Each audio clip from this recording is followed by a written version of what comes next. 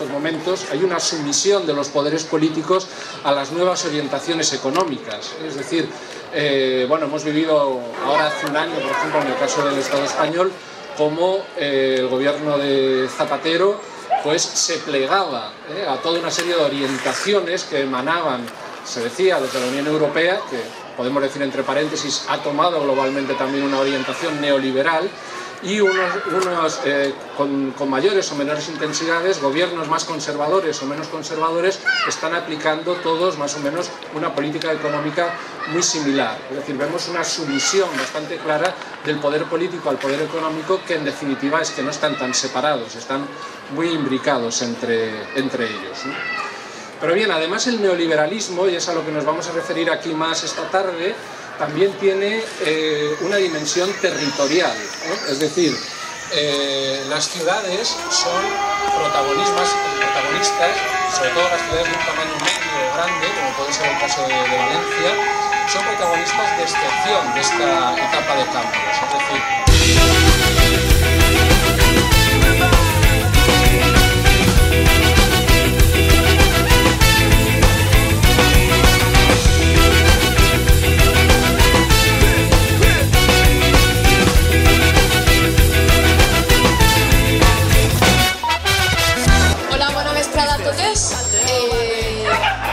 avui estem ací perquè, com bé sabeu, fa 12 dies milers de persones van eixir als carrers de les nostres ciutats, a tot l'Estat, a dir prou.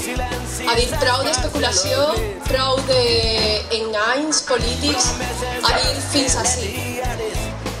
Aquest moviment després es va convertir, el que va començar sent una manifestació, després es va convertir en acampades en les places de diferents ciutats també de l'Estat.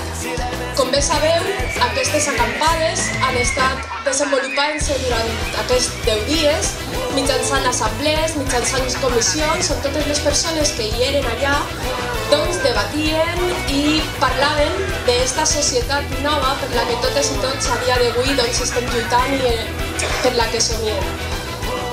Aquest moviment més tard o més prompte, espero que siga molt tard, es perdrà. No és que es perdrà, a veure, no estarà tan unit com fins ara està, no tant per el moviment, sinó perquè, bueno, el que ha passat este matí, per exemple, en plaça de Catalunya, passarà a Madrid i passarà a València més tard i més prompte. Aleshores, unes persones de Benimaclet doncs ens va parèixer que era una molt bona idea agarrar una flameta d'aquest moviment tan potent ciutadà i portar-la al barri per així poder continuar aquest meravellós projecte d'una societat més, una societat justa, molt més democràtica, perquè ara és d'ara la veritat és que lo de la democràcia, i això és el que pretenem fer avui. La fera, poses sempre dins el cor, no falles, no t'enganyes, no deixes que et guanyi la por, apuntar, disparar, massa jove per morir, la selva t'espera, benvingut al paradís.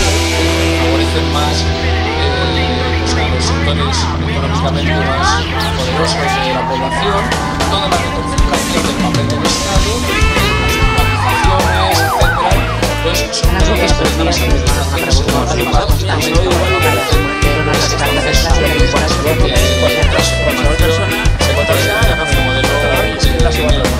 también nos puede pensar el micro y exposar nuestra propuesta de Cares tristes, quan no al teu barri, una frase que escriure ahí butxaques buides als matins,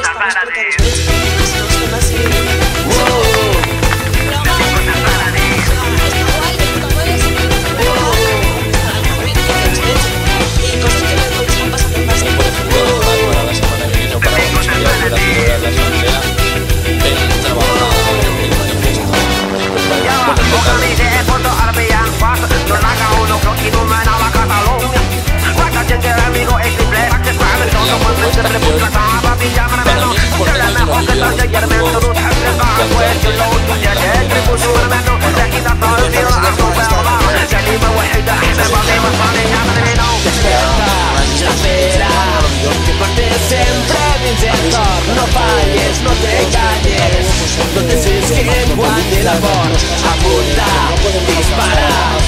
Massa jove per morir, la selva t'espera. Benvingut al paradís. Això que vaig aprendre. Però no estic d'acord que hem de fer servir tot junt i de fer una plaça. Benvingut al paradís.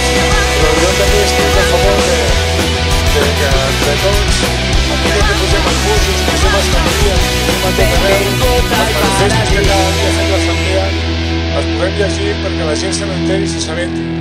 Perquè hi ha molta gent que només veu la caixa i la caixa ens ven el que volen, no? O sigui, l'única manera de que nosaltres podem arribar al poble és explicant-li la nostra veritat o el que nosaltres creiem que és veritat. O les nostres idees, res més, no? Si algú està d'acord, jo fa 5 mesos que sóc així a València i ho porto lluitant, Molts me tatxen de boig, me tatxen de pillat, però jo crec en les meves idees i que són les de molta més gent i que això me fa ser molt feliç.